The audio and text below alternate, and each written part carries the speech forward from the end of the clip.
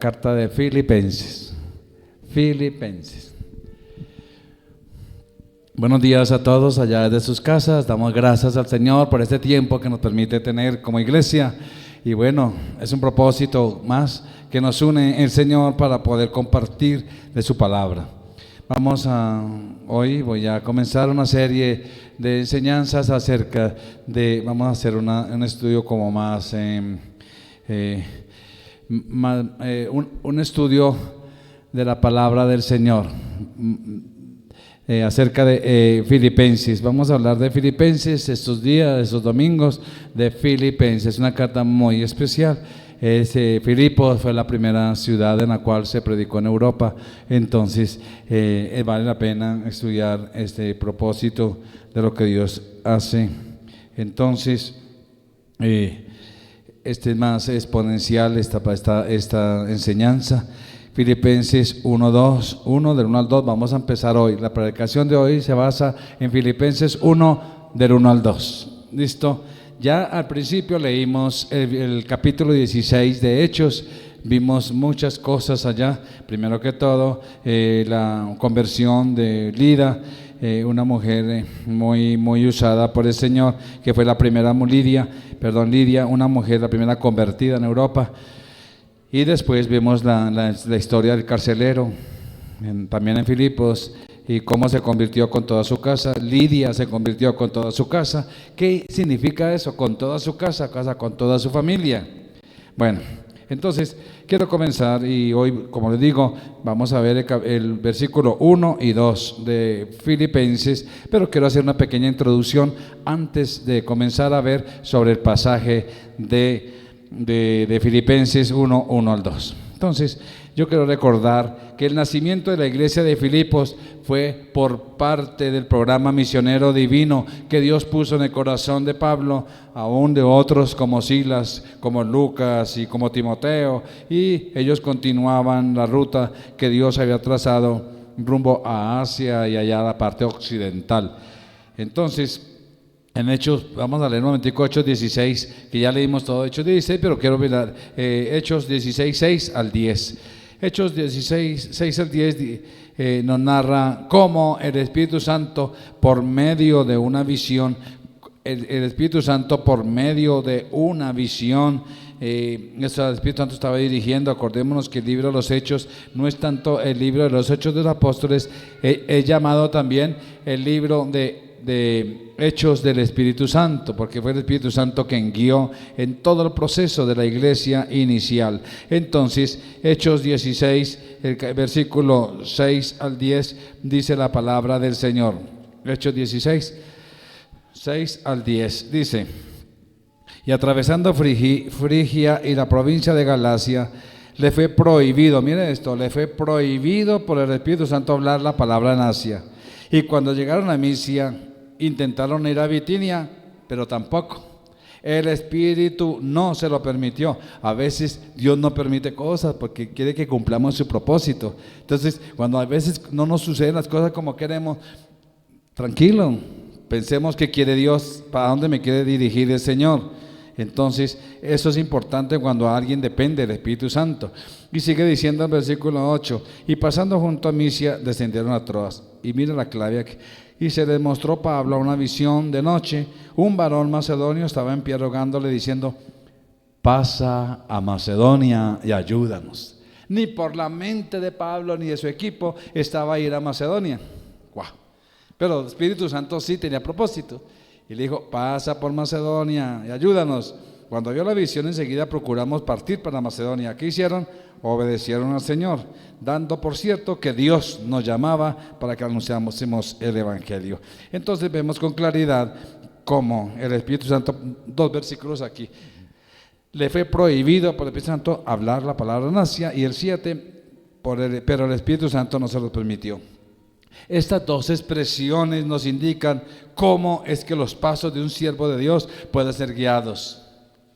En lugar de reclamar, de insistir o ponernos tristes, es que a veces uno dice: pero ¿por qué me pasa? ¿Por qué yo? Hermanos, cuando Dios no permite algo, es para algo y con un propósito, si tú estás con Dios. Y los siervos de Dios y las siervas del Señor, siempre Dios los guía cuando dependen de Él. Por eso es fundamental entender qué Dios está haciendo conmigo en esta situación. Y entonces esas expresiones lo que hizo fue Pablo hacerle claridad, entender que Dios estaba detrás de la escena. Y mire cómo dice Salmo, David lo tenía bien claro, Salmos 17:5, dice: tú sustentas mis caminos o mis pasos, como dice esta versión. Tú sustentas mis pasos en tus caminos para que mis pies no resbalen. ¡Wow! ¿Cuántos creen que Dios sustenta nuestros caminos, nuestros pasos? A veces se nos cierran puertas y lo peor, ¿sabe qué? Cuando se nos cierran puertas, ¡pum! Nos da, oiga, pero ¿por qué así tan brusco? Casi me hace un chichón. Y entonces empezamos a reprender, sal chichón. Entonces, ¿qué hace el Señor? A veces como que se nos golpea, se nos cierra puertas, se nos cierra aquí, se nos cierra allá, pero es que yo quiero. La pregunta es, ¿Dios sí quiere? ¿O Dios quiere por ese lado? Qué lindo depender del Señor. Entonces aquí pasó a un llamado, y se considera el llamado macedónico. ¿Se acuerda que fue una visión que recibió? Un macedonio que dijo, pasa y ayúdanos. Bueno, esa visión cambió la historia de Pablo, porque se fue hacia una dirección diferente, y por medio de ese evento el evangelio inició su viaje hacia el occidente, porque estaban buscando más hacia este lado del oriente, y Dios dijo, no, es hacia Europa, eche un poquito para Europa, porque necesito es a todas las naciones. Y ahí penetraron por primera vez en el continente europeo, porque el Espíritu Santo los guió al continente europeo. Entonces, cuando llegaron a Macedonia, la primera ciudad fue Filipos. Por eso el libro de los Filipenses. Filipos fue la primera ciudad en la provincia de Macedonia, y fue aquí en Filipos donde se reunieron con un grupo de mujeres judías que acostumbraban salir de la ciudad, y junto al río tenían su tiempo de oración en el día de reposo. Aquellas mujeres se reunían, y como era su costumbre, siempre Pablo se dirigía a las sinagogas, como dice por allá Romanos 1:16. Siempre Pablo se dirigía primero a los judíos para compartir su mensaje. Por eso es que por allá dice en Judas, no me avergüenzo del evangelio, porque todos sabemos este versículo, pero la última parte que dice al judío primeramente y también al griego. Y Pablo siempre iba primero a los judíos y después ahí sí a los griegos. Pero aquí en este caso Pablo se fue hacia el río a buscar, y Dios lo guió allá, y de entre las mujeres reunidas Dios preparó el corazón de Lidia. Cuando Pablo empezó a exponer su palabra, ella no solo estuvo atento a las enseñanzas, sino que recibió la salvación. Estaba tan atenta que dijo, no, yo quiero, yo necesito el evangelio, y recibió la gloriosa salvación por medio de Cristo. Y por eso es que decimos que Lidia fue la primera mujer convertida, la primera mujer que se convirtió en Europa. Y más tarde toda su familia tuvo el interés de recibir a Cristo. Miren lo más sorprendente en este capítulo 16. Y más adelante, si tú sigues leyendo, encontramos la historia del carcelero que se bautizó con toda su casa, ¿se acuerdan? Entonces, ahí hay dos dignos ejemplos de interés que Dios está, digámoslo así, y pero muy interesado en alcanzar las familias. No solo a ti, sino a tu familia. Dios te llama a ti para que tú impactes tu familia.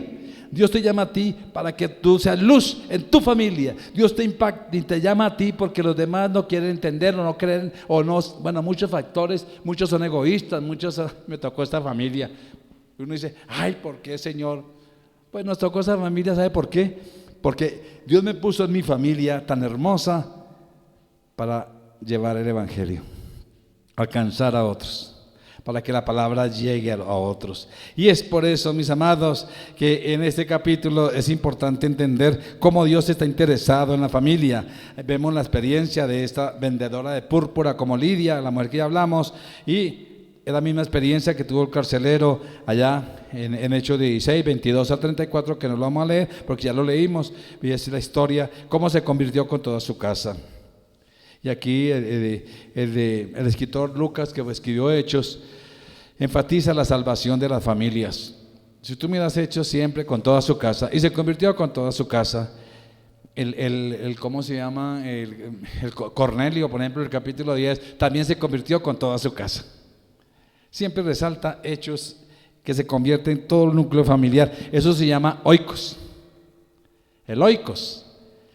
Entonces, cuando yo te llamo a ti, es para que tú impactes tu oikos, tu familia, tu gente. La familia ahí son los hijos, los padres, los suegros, de los que viven a casa, y también los amigos muy cercanos. Todos son impactados por el evangelio. Por eso, cuando una persona se convierte, puede estar segura de que sus familias están bajo la promesa de salvación. Ojo con eso que les quiero decir. Muchos ven, creen en el Señor Jesucristo, será salvo tú y tu casa, dice la promesa y ya. No. Sí hay una promesa, sí hay un significado cuando tú te conviertes, porque dice el mensaje: cree en Cristo y serás salvo tú y tu casa.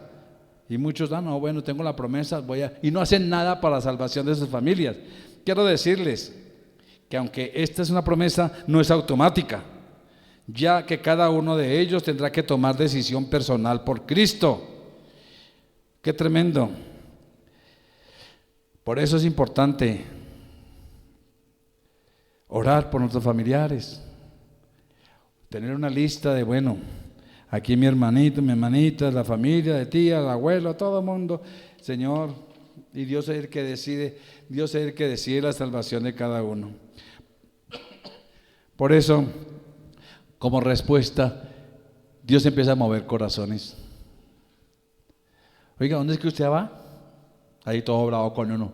No, yo voy a una iglesia cristiana. ¿Y qué? ¿Uno puede ir un domingo?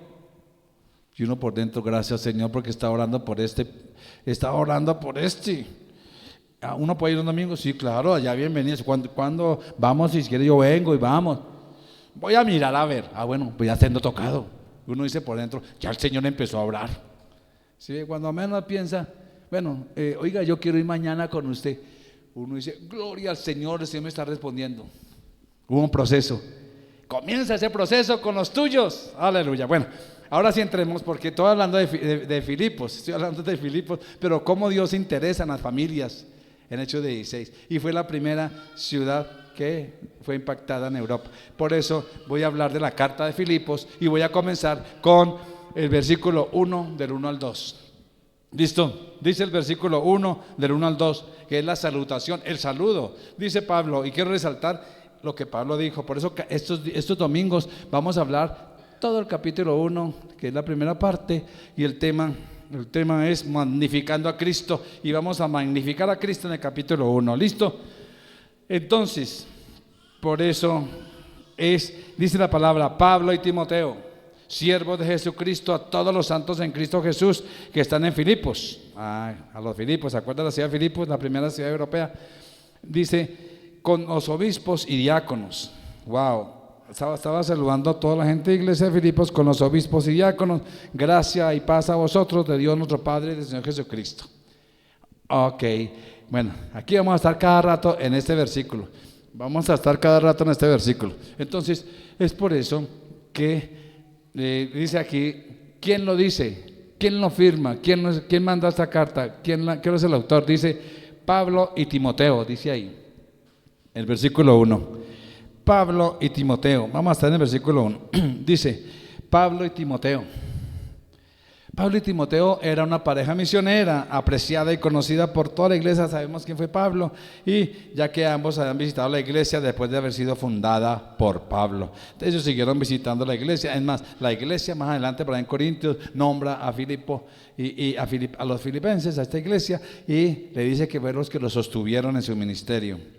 Timoteo se menciona junto con el apóstol en las 7 epístolas. Se menciona siempre a Timoteo.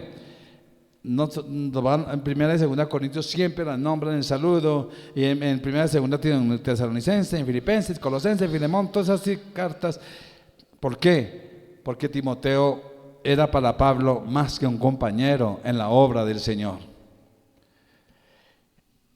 Pablo lo estimaba como a un hijo. Dice en 2 Timoteo 2:1, dice, y ahí lo estimaba como un hijo. Mire que ahí dice, tú pues, hijo mío, ahí está hablando a Timoteo la carta, hijo mío. Qué relación tan linda, ¿cierto? Pero a veces malinterpretan, es que Pablo es el padre espiritual de Timoteo y por eso sacan todos esos conceptos de padre espiritual. Es que mi madre espiritual, eso es falso. Falso. Pablo se estaba dirigiendo como esa relación paternal de cuidado espiritual. Y por eso dice ahí que dice, tú pues hijo mío, o sea, Pablo lo trataba como un hijo en Filipenses 2:22 también. Y ahí le aconsejaba, mire, esfuérzate en la gracia que es en Cristo Jesús, y le daba consejo. Ese era el propósito. En Filipenses también 2:2. Porque Pablo también tuvo a Tito y tuvo a Epafrodito, a muchos, y también les decía, era como esa relación, pero más a Timoteo le decía a su hijo. Entonces, pero ya conocéis en Filipenses 2:22 dijimos, Filipenses 2:22, pero ya conocéis los medios de que como hijo a padre he servido conmigo en el Evangelio. Estaba refiriéndose a Timoteo, como hijo a padre ha servido. Aquí aclara en qué sentido es el padre, en el servicio al Señor. Ha servido conmigo en el Evangelio, aleluya. Por eso ese contexto de padre espiritual es importante definirlo. Bueno, y Pablo lo aconsejaba para que su vida fuera un ejemplo en todo lugar. Así como un padre quiere lo mejor para el hijo.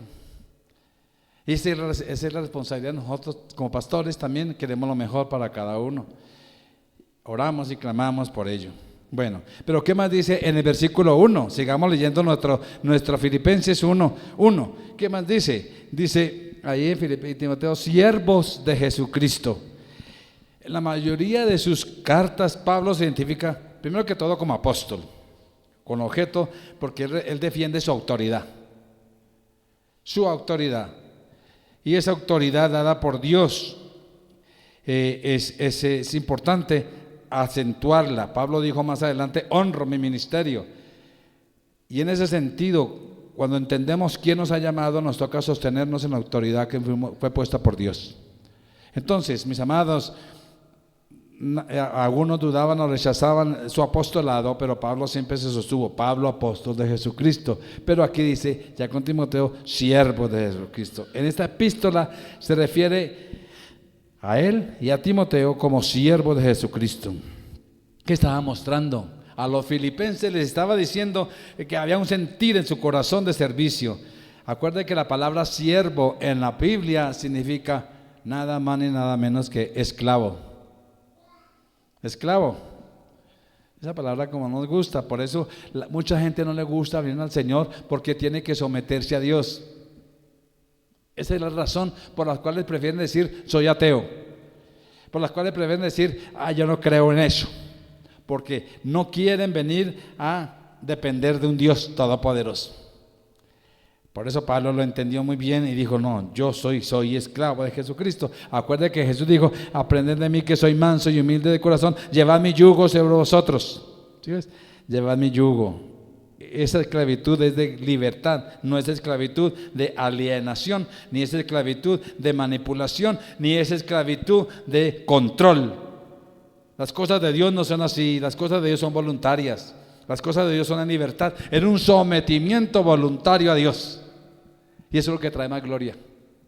No es exigencia. Oiga, tiene que cambiar. Oiga, deje eso. ¿Quién lo dice? Solamente el Espíritu Santo trae convicción al corazón para cambiar. Entonces, por eso el siervo de Dios y Pablo como siervo de Dios estaba fortaleciendo ese deber de imitar a Cristo. Mateo 20 también lo dice. Y tomando el ejemplo de Jesús, Pablo tomó el ejemplo de Jesús del servicio a los demás. Pablo tomó el ejemplo de Jesús cuando Jesús decía ya en Mateo 20:28, como el Hijo del Hombre no vino para ser servido, sino para servir. Mira que al final dice, y para dar su vida en rescate por muchos.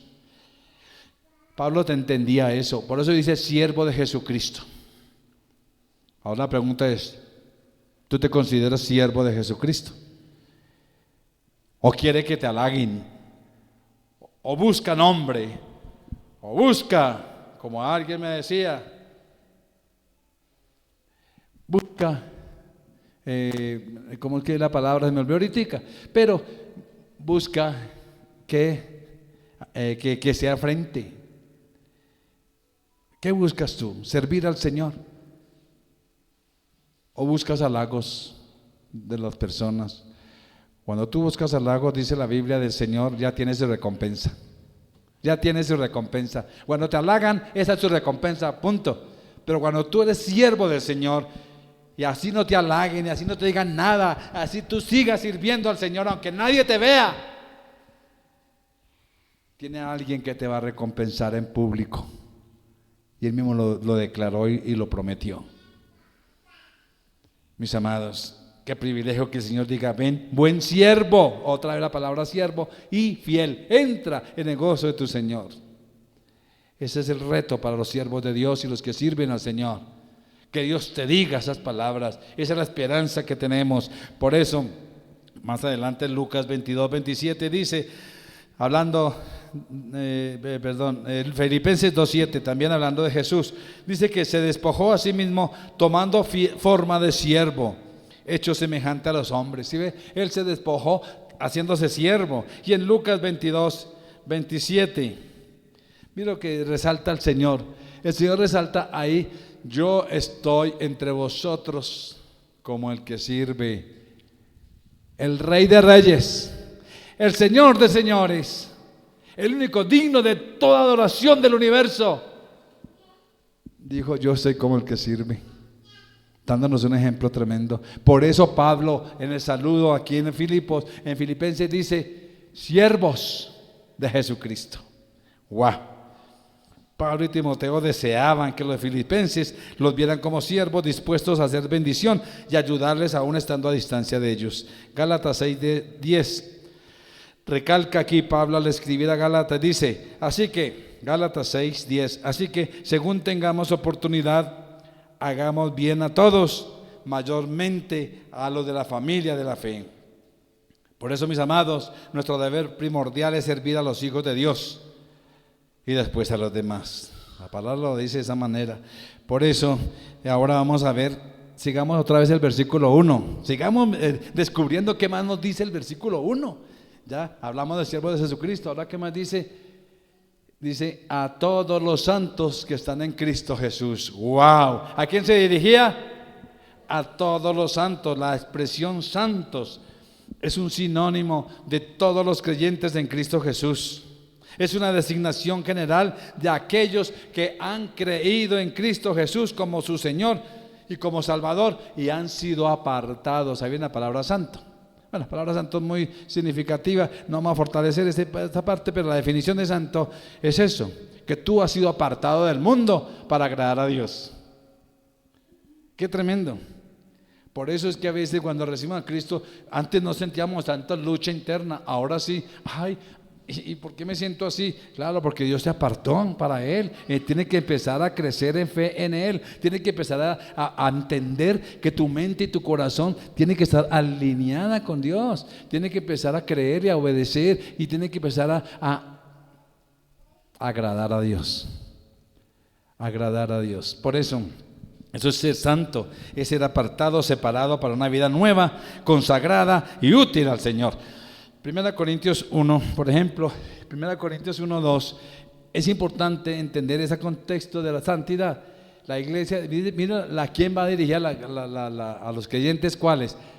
Porque hay dos clases de santidad para que entendamos. Por eso no me quiero meter aquí en el contexto de santidad, porque también es muy lindo ese tema, pero estamos hablando de la carta. Entonces dice, a los santificados. En cuanto a la santidad, hay una santidad de posición que ya nos corresponde. Ya somos santos por la obra de Cristo. Ya fuimos apartados para Él. Somos santos. Pero también a los santificados en Cristo, llamados ¿a qué? A ser santos. O sea, de hecho ya somos santos para Dios, pero tenemos que empezar un proceso también de santidad. De ir apartando lo que no le gusta a Dios. Hay cosas, mañas, hay actitudes, hay cosas en nuestro corazón que tienen que cambiar, nuestro orgullo, nuestro egoísmo, bueno, tantas cosas que tenemos de diferentes maneras, aún el mismo temor, el mismo miedo, tantas cosas que nos atan y nos acusan cada día. Tenemos que ir entregándonos al Señor y mejorando y mejorando. Eso es santidad. Eso es la santidad, llamados a ser santos. Por eso en nuestro ambiente latino hay un problema de trasfondo cultural, religioso. Para el mundo religioso, santo es una imagen que se venera y se reconoce como milagrosa y que hace milagros, y santo es el santo. No, eso no es bíblico. La santidad en la Biblia es todo creyente en Cristo Jesús, es santo. O sea, aquí estamos hablando entre nosotros los santos. Tremendo. A veces, aunque no suene, pero somos santos. A veces sí suena. San Fernando sí suena. San Martín suena. Pero San Robin, San Rodrigo, ¿sí ve? No suena, pero somos santos. Aleluya, gloria al Señor. ¿Sí ves? Santa Mónica suena, ¿cierto?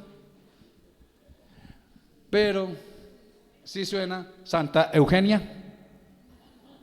Aunque no suene, si esta Eugenia es cristiana y que entre el Señor es santa. Bueno, sigamos. Bueno, entonces, a veces por esa falta de comprensión en esta doctrina y por temor de ser más juzgados, muchos no se creen santos. No testifican que son santos de Dios. Pues te tengo una noticia. Tú tienes a Cristo, ¿cuánto tiene a Cristo en su corazón, en su vida? Entonces tú eres santo y santa.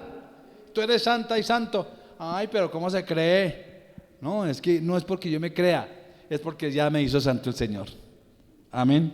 Bueno, por eso dice Primera de Pedro, este es el término posicional, que Dios nos llamó a ser santos y no somos santos ya, pero tenemos que seguir el proceso de santidad, los aspectos de la santidad. Entonces tenemos que manifestar el fruto de la obra del Espíritu en nuestras vidas y que nos impulsa en nuestras vidas a ese respaldo. Y por eso es que nos exige, Dios nos exige algo. Primera de Pedro, miremos a Primera de Pedro, ahí en el capítulo 1, 16. Primero el capítulo 1, 2 versículos ahí en el capítulo 1. El 16 que dice, en el cual vosotros...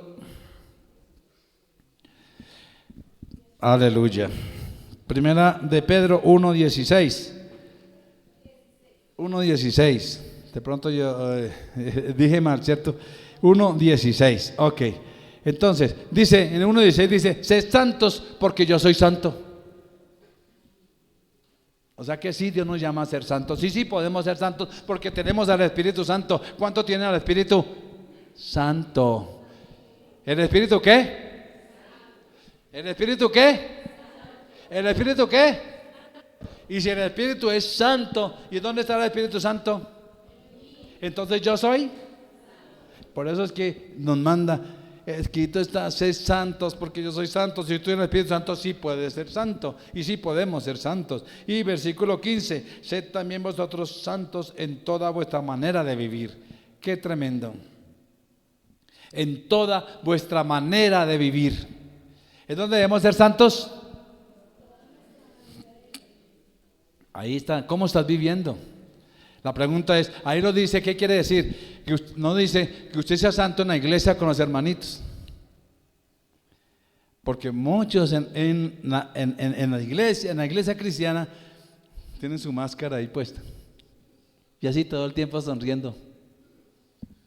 Y se salió del culto, la reunión y todo esto, llegó a su casa, se quitó la máscara. ¿No hay almuerzo? ¿Cómo así? Bueno, entonces, ¿somos santos en qué? En toda vuestra manera de vivir. Toda. Bueno, ahora sigamos en nuestro versículo, sigamos nuestro versículo. El versículo, ahora sí, dice a todos los santos que están en Filipos, ¿con quiénes? Con los obispos y diáconos. Ojo, obispos y un sistema de gobierno. La mención de obispo y diácono nos da fe del estado avanzado, o sea, nos muestra la organización que cuando escribió la carta Pablo ya estaba organizada la iglesia de Filipos, porque ya había obispos, ya había diáconos y ya contaban con un buen número de creyentes que estaban bajo la dirección de hombres responsables y aptos para ocupar cualquier puesto de autoridad. Esa es la clave, hombres responsables y aptos. Por eso por allá en Timoteo 3:1, no lo vamos a leer, primera Timoteo 3:1 al 13, nos habla de los requisitos para los obispos y los diáconos, mis amados. Por eso ya contaban con ese número. El obispo es equivalente a maestro, anciano o el pastor de la iglesia, y el diácono, que es diferente, estaba a cargo de los asuntos materiales. Ojo con el diáconos, y estamos orando que Dios levante diáconos en la iglesia. Tú eres un llamado a ello. Revisa los requisitos, porque no es por mí, que no te han puesto como anciano o como obispo, es por ti mismo. Porque cuando nosotros miramos, queremos y oramos, mire hermano, Señor, ¿cómo es posible que no haya? Señor, levanta. Mire que los ancianos, los diáconos estaban a cargo de los asuntos materiales, sociales y temporales de la iglesia. Y esos puestos ya se conocían y en la iglesia estaban establecidos. Por allá, ¿de acuerdo de los diáconos allá en Hechos 6:1 al 7? No lo vamos a leer, pero sí leamos un momento, hagamos un paseo rápido aquí en Hechos 11:30, también hablando de cómo estaba establecida la iglesia. Hechos 11:30 dice: lo cual en efecto hicieron enviándolo a los ancianos por mano de Bernabé y de Saulo. Estaban sometidos Pablo y ellos a los ancianos. Allá en Hechos 14:23 también vemos cómo la iglesia habla de ancianos. Allá dice en 14:23: y constituyeron ancianos en cada iglesia. Y habiendo orado con ayuno, los encomendaron al Señor, quien habían creído. ¿Sí ve? Constituían ancianos en cada iglesia, o sea, pastores y sus equipos en cada iglesia. Bueno, 20, 27 y 28, ahí fue el concilio antes de Pablo iba a partir. Pablo se iba para la iglesia, Pablo ya iba para Jerusalén, ya sabía que iba a partir, ya sabía que no los iba a volver a ver más, y les recomienda, ahí está el concilio en Hechos 20, lo pueden leer completo, pide ¿por qué no? Y Pablo hablándoles a los ancianos: no he rehuido anunciarlos a todo el consejo de Dios. El 28, dice el 28: por tanto mirad por vosotros y por todo el rebaño. Estaba hablando al concilio, a toda una asamblea que había de todos los pastores de toda la zona. Dice: por todo el rebaño que el Espíritu Santo los ha puesto por obispos. Qué tremendo. Ten cuidado de ti mismo, y dice: por todo el rebaño en que el Espíritu Santo lo ha puesto por obispos para apacentar la iglesia del Señor. Que eso me fascina este versículo, porque pone el sello. La iglesia no es del obispo, la iglesia no es del pastor. ¿La iglesia de quién es? Dice: para apacentar la iglesia del Señor. ¿De quién es la iglesia? La cual Él ganó por su propia sangre. Ningún hombre, ningún pastor, ningún obispo, ningún apóstol y ningún maestro y ningún profeta y ningún hombre que se cree superior, que domina la iglesia es de Él. Nadie ha muerto por la iglesia. El sello característico es de aquel que murió y derramó su sangre. Por eso es que Él dejó el sello del Espíritu Santo a su iglesia, porque es de Él. Amén. Bueno, entonces, mis amados, qué tremendo es importante entender la palabra del Señor. Por eso el apóstol Pedro también habló acerca de esto. Primera de Pedro 2:25, vamos a hacer un pequeño recorrido de lo que Dios permite para su pueblo. Dice Primera de Pedro 2:25, dice: porque vosotros seréis como ovejas descarriadas, pero ahora habéis vuelto al pastor y obispo de vuestras almas.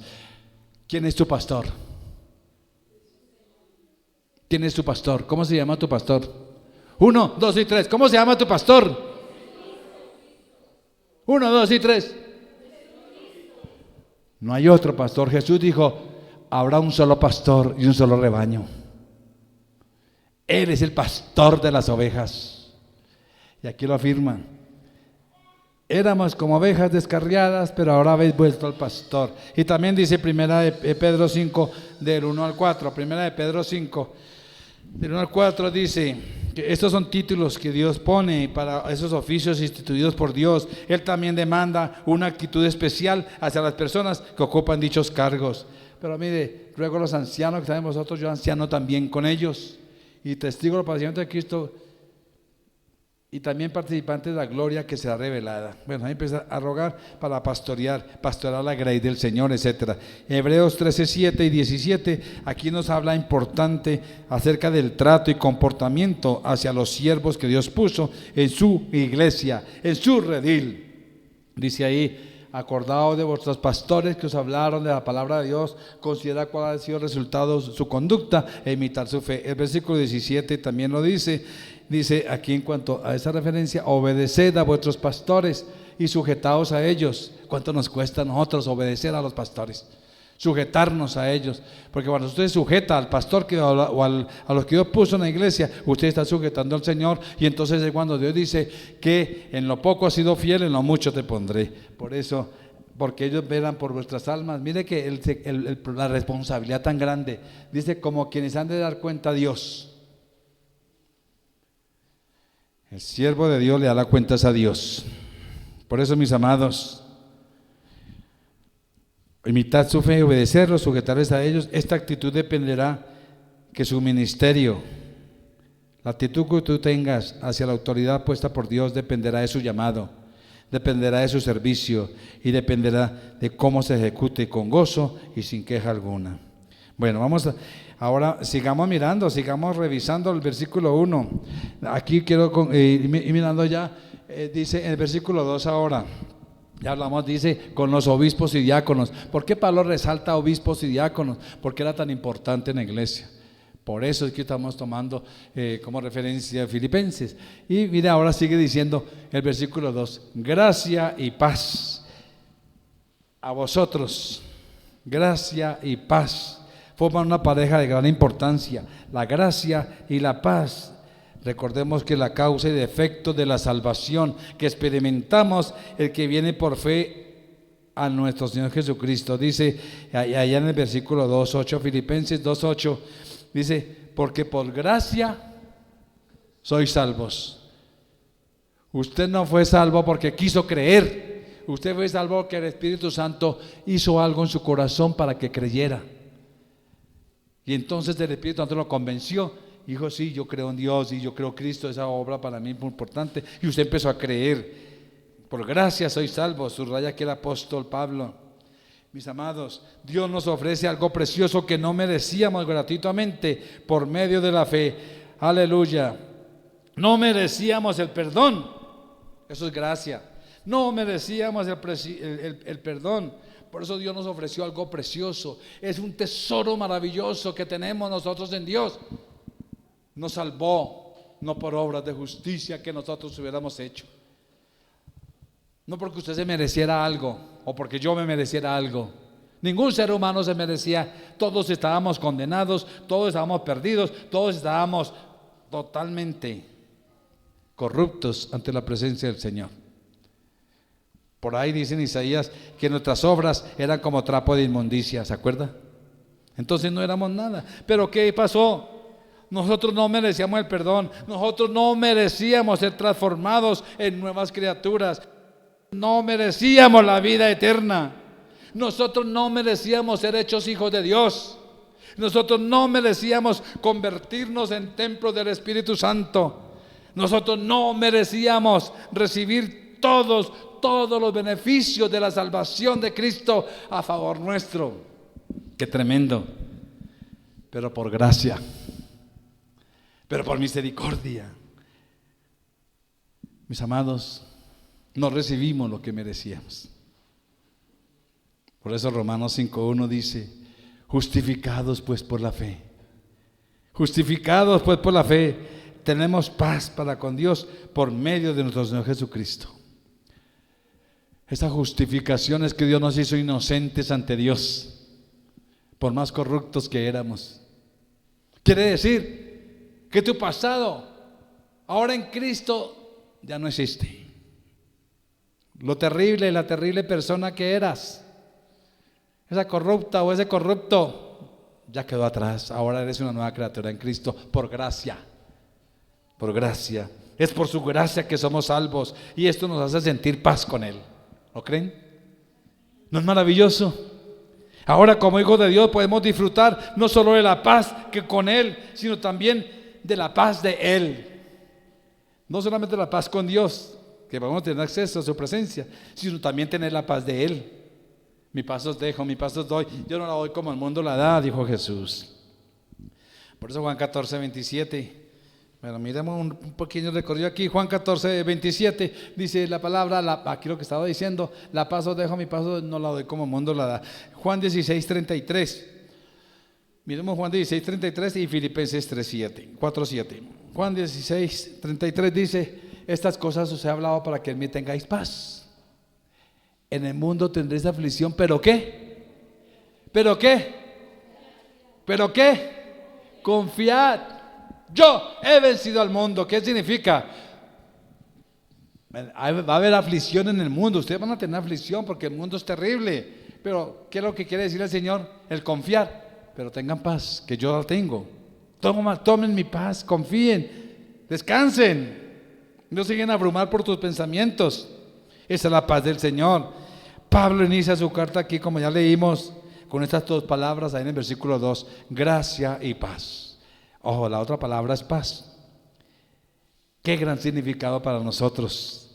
Este era un saludo muy aceptado y comprendido por los cristianos. Antes saludaban en shalom, o sea, los judíos se llaman shalom, shalom. La paz de Dios los gobierne. Pero los cristianos el saludo era gracia y paz en Cristo. Gracia y paz en Cristo.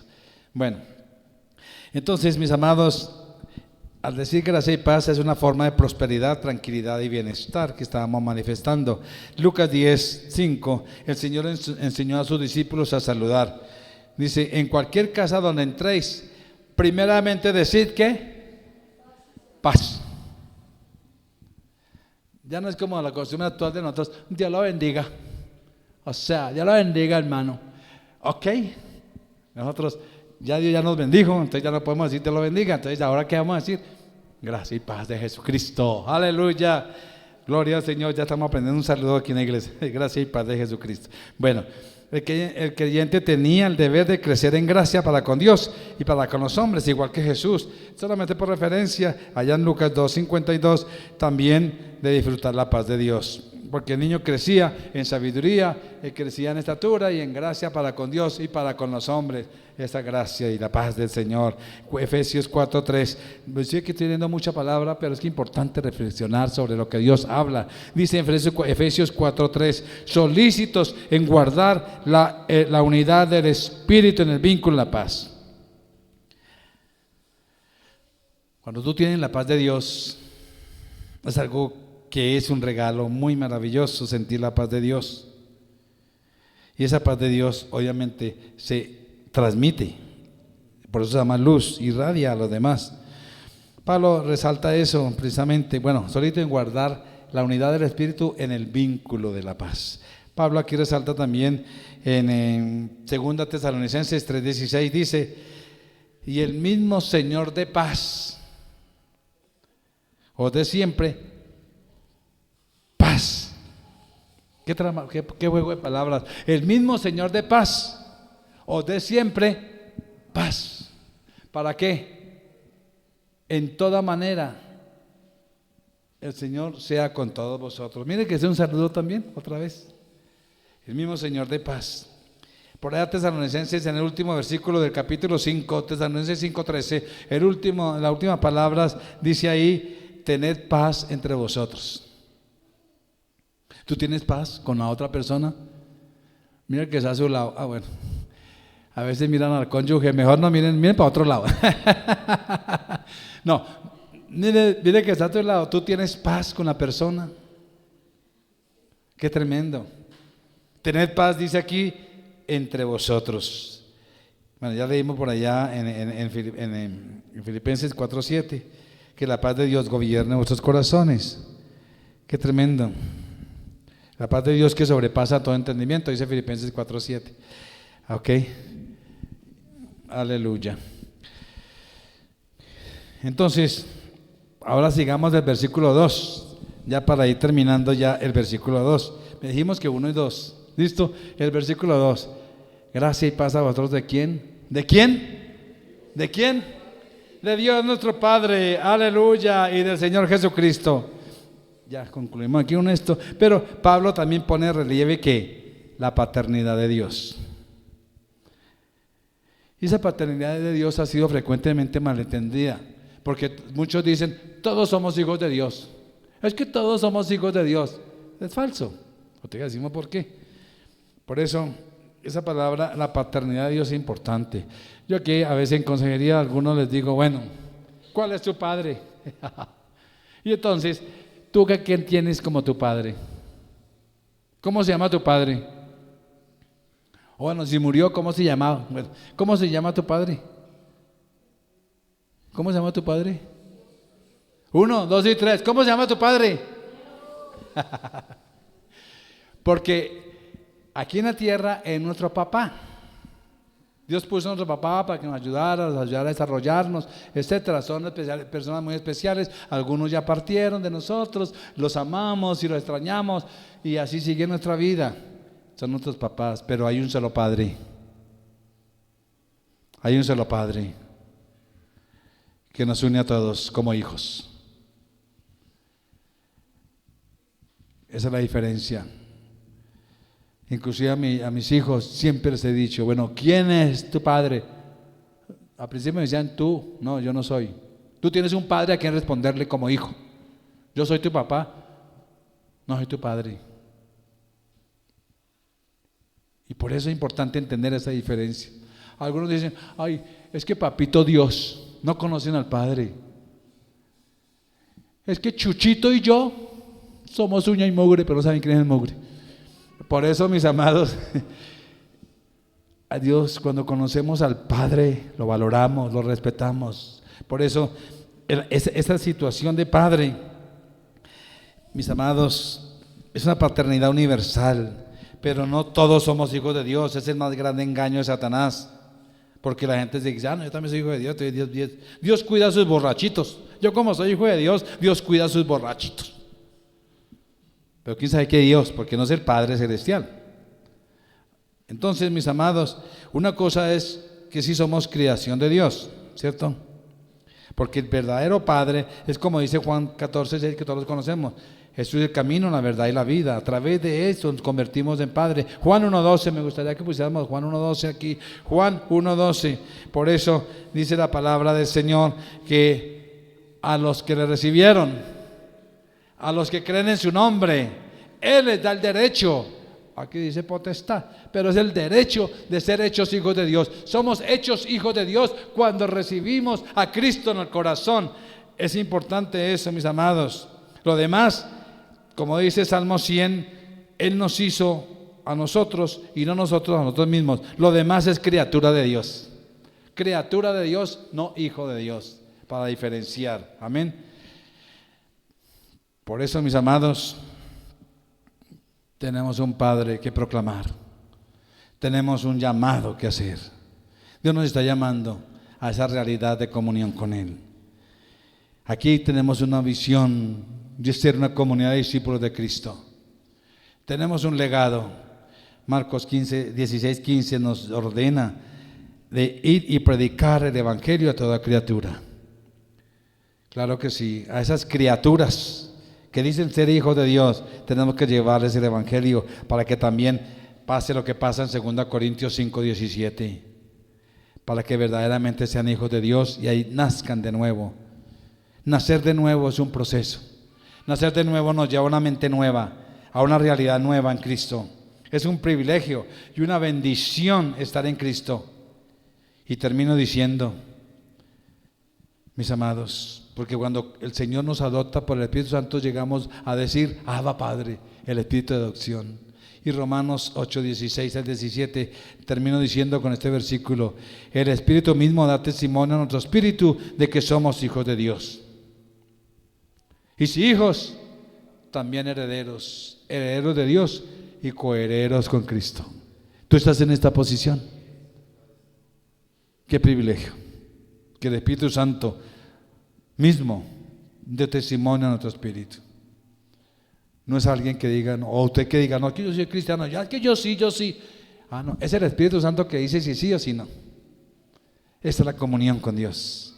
Fortalezcámonos en Él. Aceptemos su llamado. Oremos. Padre, te damos gracias por este tiempo, por tu soberanía, por tu poder y gloria. Gracias por sostenernos, por bendecirnos y ayudarnos. Todo para tu alabanza. Gracias, Señor, por la gracia y por la paz que nos das. En ti estamos completos. En Cristo Jesús. Amén. Que el Señor les continúe bendiciendo. Tengan una semana victoriosa. Gracias por su respaldo desde sus lugares. Muchas bendiciones.